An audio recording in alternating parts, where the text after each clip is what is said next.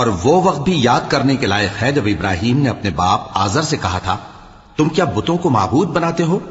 میں دیکھتا ہوں کہ تم اور تمہاری قوم کھلی گمراہی میں ہو۔ اور ہم اس طرح ابراہیم کو آسمانوں اور زمین کے عجائبات دکھانے لگے تاکہ وہ خوب یقین کرنے والوں میں ہو جائیں۔ یعنی جب رات نے ان کو پردہ تاریکی سے ڈھانپ لیا تو آسمان میں ایک ستارہ نظر پڑا، کہنے لگے یہ میرا پروردگار ہے۔ جب وہ غائب ہو گیا تو کہنے لگے کہ مجھے غائب ہو جانے والے تو پسند نہیں۔ پھر جب چاند کو دیکھا کہ چمک رہا ہے تو کہنے لگے یہ میرا پروردگار ہے۔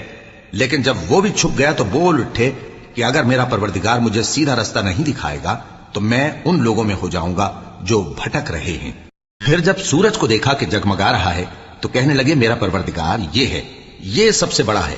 مگر جب وہ بھی غروب ہو گیا تو کہنے لگے لوگوں، جن چیزوں کو تم اللہ کا شریک بناتے ہو میں ان سے بیزار ہوں۔ میں نے سب سے یکسو ہو کر اپنے آپ کو اسی ذات کی طرف